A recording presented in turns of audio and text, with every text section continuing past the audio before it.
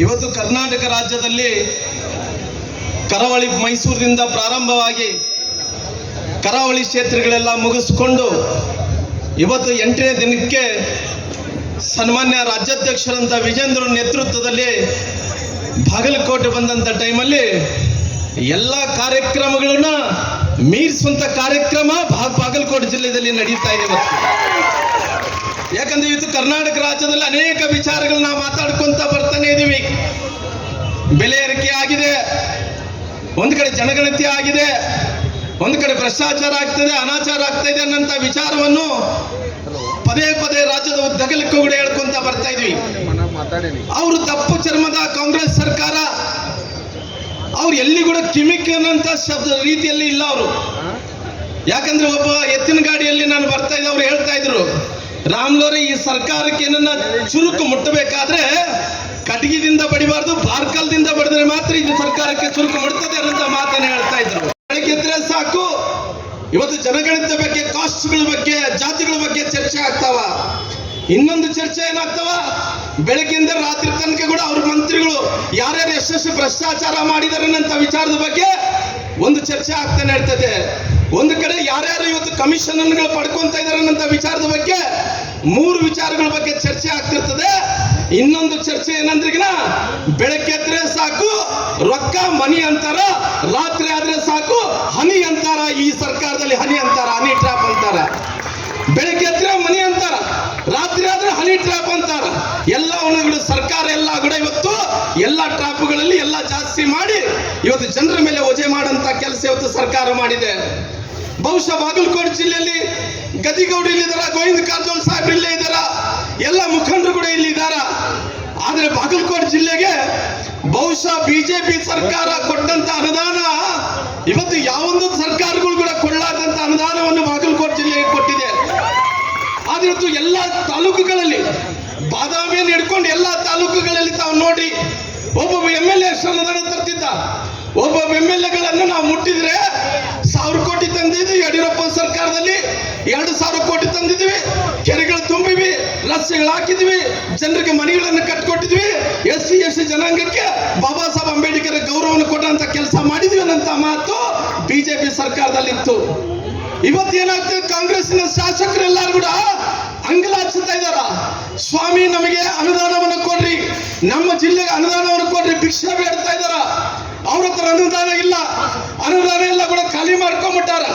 ನಮ್ಮ ಹಳ್ಳಿಗಳಲ್ಲಿ ತೋಟದ ಮನೆ ಇರ್ತಾವ, ತೋಟದ ಮನೆಗಳಲ್ಲಿ ಹೆಂಗಿರ್ತಾವ ಅಂದ್ರಿಗಿನ ಎಲ್ಲ ನಾವು ಅಲ್ಲಿ ಬಾಗಿಲ ಮೇಲೆ ನಾವು ಒಂದು ಬರ್ದಿರ್ ಮಾಡ್ತಾ ಇದಾರೆ ಅಂದ್ರಿಗಿನ ಇಲ್ಲಿ ಮಾಮೂಲು ಬಿಡ್ರಿ ಅಂತ ನಾವು. ಇಲ್ರಿ ಯಾರೊಬ್ರು ಬಾಲಕಿ ಮೇಲೆ ಅತ್ಯಾಚಾರ ಆಗಿದೆ ಅಂದ್ರೆ ಇದು ನಡೀತಿರ್ತಾರ ಬಿಡ್ರಿ ಅಂತಾನ. ಯಾಕಂದ್ರೆ ಇವತ್ತು ಗೃಹ ಮಂತ್ರಿಗಳು ಅವನ ಇಲಾಖೆಯಲ್ಲಿ ಸರಿಯಾದಂತ ಕೆಲಸ ಮಾಡಕ್ಕಾಗ್ತಲ್ಲ. ಈ ರಾಜ್ಯದಲ್ಲಿ ಕಾನೂನು ಸುವ್ಯವಸ್ಥೆ ಹದಗೆಟ್ಟಿಗೋಗಿದೆ. ಇಂಥ ಸರ್ಕಾರದಲ್ಲಿ ಇವತ್ತು ಮಲ್ಲಿಕಾರ್ಜುನ ಖರ್ಗೆ ಮಗಂತ ಸಣ್ಣ ಖರ್ಗೆಗೆ ಗೃಹ ಮಂತ್ರಿಗಳು ಜೀಪೆ ಕೊಟ್ಟಾರ. ಏನು ಜೀಪೆ ಕೊಟ್ಟಿದ್ದಾನ ಅವ್ರ ಗೃಹ ಮಂತ್ರಿಗಳು, ಯುವ ಗೃಹ ಮಂತ್ರಿಗಳು ಗೊತ್ತಿಲ್ಲ. ಗೃಹ ಇಲಾಖೆದಲ್ಲಿ ಏನೇ ಆದ್ರೂ ಕೂಡ ಹೇಳಿಕೆ ಕೊಡೋದು ಯಾರು? ಸಣ್ಣ ಖರ್ಗೆ ಅವರು. ಆದ್ರೆ ಇವತ್ತು ಎಲ್ಲ ಕೂಡ ಇವತ್ತು ರಾಜ್ಯವನ್ನು ಲೂಟಿ ಮಾಡುವಂತ ಸಂದರ್ಭದಲ್ಲಿ ಇವತ್ತು ಎಲ್ಲವರು ಕೂಡ ನೀವು ದೇಶದಿಂದ ನೋಡಿ, ಇವತ್ತು ದೇಶದಲ್ಲಿ ಕಾಂಗ್ರೆಸ್ಸಿನ ನಾಯಕರು ಸೋನಿಯಾ ಗಾಂಧಿ, ರಾಹುಲ್ ಗಾಂಧಿ ಅವರು ನ್ಯಾಷನಲ್ ಹೆರಾಲ್ಡ್ ಕೇಸಲ್ಲಿ ಸಿಗಾಕೊಂಡಿದ್ದಾರೆ. ಒಂದು ನೆಹರು ಅವರು ಪ್ರಾರಂಭ ಮಾಡಿದಂತ ಪತ್ರಿಕೆಯಲ್ಲಿ ಸುಮಾರಾಗಿ ಎಷ್ಟು 50 ಲಕ್ಷ ಕೊಟ್ಟು 200 ಕೋಟಿ ಆಸ್ತಿಯನ್ನು ನುಂಗಾಕ್ತಾ ಇದ್ದಾರೆ. ಇವತ್ತು ಈ ರಾಜ್ಯದ ಮುಖ್ಯಮಂತ್ರಿಗಳ ಬುಡ ಹಗರಣದಲ್ಲಿ ಸಿಗಾಕೊಂಡು ಅವರು ಕೂಡ ಇವತ್ತು 14 ಸೈಟ್ಗೆ 60 ಕೋಟಿ ಕೊಡ್ಬೇಕು, 100 ಕೋಟಿ ಕೊಡ್ಬೇಕೆಂದು ಕೇಳ್ತಾ ಇದ್ದಾನ. ಇವತ್ತೊಂದು ಕಡೆ ರಾಹುಲ್ ಗಾಂಧಿ ಅವರು ಏನೋ ಒಂದು ಹೇಳಿಕೆಯನ್ನು ಕೊಟ್ಟು ಎಲ್ಲರಿಗೂ ಕೋರ್ಟ್ ಅಲ್ಲಿ ಕಾಂಗ್ರೆಸ್ ಪಾರ್ಟಿ ನಾಯಕರನ್ನು ಕರೆಯೋದು ಏನಂದ್ರೆ A1 ಮುದ್ದಾಯಿಗಳಂದ್ರೆ ಸೋನಿಯಾ ಗಾಂಧಿ, ರಾಹುಲ್ ಗಾಂಧಿ, ಅದೇ ರೀತಿಯಲ್ಲಿ ಪ್ರಿಯಾಂಕಾ ಗಾಂಧಿ, ಉದಯದ ಈ ಸಿದ್ದರಾಮಯ್ಯ ಎಲ್ಲರೂ A1 ಕೆಳಗಡೆ ಬರ್ತಾರ. ಅದಕ್ಕೋಸ್ಕರವಾಗಿ ಮುಂದಿನ ದಿನಗಳಲ್ಲಿ ನಮ್ಮ ಪರಿಶಿಷ್ಟ ಜಾತಿ, ಪರಿಶಿಷ್ಟ ಪಂಗಡಗಳು ಈ ಭಾಗದಲ್ಲಿ ಬಾಗಲಕೋಟೆ, ಬಿಜಾಪುರ ಜಿಲ್ಲೆಯಲ್ಲಿ ಇದ್ದಂತ ನನ್ನ ಸಮುದಾಯಗಳ ಜನರು ಇವತ್ತೊಂದು ಅರ್ಥ ಮಾಡಿಕೊಡ್ರಿ. ಮೊನ್ನೆ ಜನಗಣತಿಯನ್ನು ಪ್ರಾರಂಭ ಮಾಡಿದ್ರು.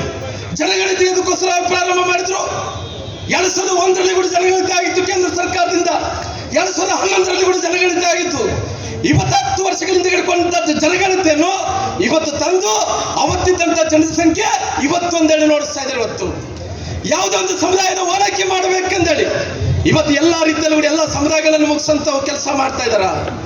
ನನ್ನ ವಿನಂತಿ ಸೇತ ಪರಿಶಿಷ್ಟ ಜಾತಿ ಪರಿಶಿಷ್ಟ ಪಂಗಡಗಳಿಗೆ ಇವತ್ತು ನಮ್ಮ ಸಮುದಾಯಗಳನ್ನ ಏನು ಇವತ್ತು ಮೀಸಲಾತಿ ಕಸ್ಕೋಬೇಕೆಂದೇಳಿ ಜನಗಳಿಗೆ ಬೇರೆಯವ್ರಿಗೆ ಜಾಸ್ತಿ ಮಾಡಿ ಬೇರೆಯವ್ರಿಗೆ ಓಲೈಸ್ಬೇಕೆಂದೇಳಿ ಅವರು ನಮ್ಮ ಮೀಸಲಾತಿಯನ್ನು ಕಸ್ಕೊಂಡು ಬೇರೆಯವ್ರು ಕೊಡಂತ ಇರೋ ಪ್ರಯತ್ನವನ್ನು ಮಾಡ್ತಾ ಇದ್ರು.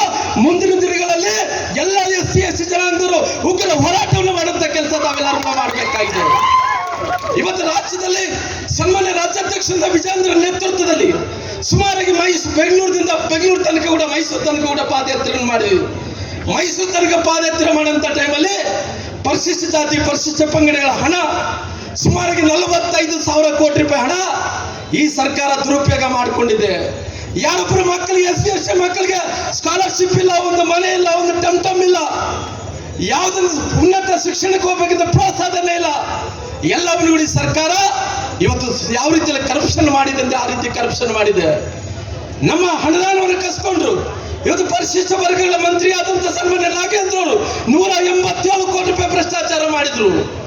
ಇವತ್ತು ದೇಶದ ಪ್ರಧಾನಮಂತ್ರಿಗಳಂತ ನರೇಂದ್ರ ಮೋದಿಜಿಯವರು ನಿಮ್ಮೆಲ್ಲರ ಆಶೀರ್ವಾದದಿಂದ ಇನ್ನ 10 ವರ್ಷಗಳ ಕಾಲ ಇನ್ನ ಪ್ರಧಾನಮಂತ್ರಿಗಳಿದ್ರೆ ಇವತ್ತು ಕೇಂದ್ರದಲ್ಲಿದ್ದಂತ ಕಾಂಗ್ರೆಸ್ ನಾಯಕರು, ರಾಜ್ಯದಲ್ಲಿದ್ದಂತ ನಾಯಕರು, ಈ ಮಂತ್ರಿ ಮಂಡಲದಲ್ಲಿದ್ದಂತ 40 ಏನು ಅಲಿಬಾಬಾ ಚಾಲಿಸುವವರು ಎಲ್ಲರೂ ಕೂಡ ಮುಂದಿನ ದಿನಗಳಲ್ಲಿ ನಮ್ಮ ಸರ್ಕಾರ ಬರುತ್ತೆ 2028ಗೆ ಇವರು ಭ್ರಷ್ಟಾಚಾರ ಮಾಡಿದಂತ ಎಲ್ಲರೂ ಕೂಡ ಇವತ್ತು ಎಲ್ಲರನ್ನ ಜೈಲಿಗೆ ಕಳಿಸುವಂತ ಕೆಲಸ ಮಾಡ್ತೀವಿ.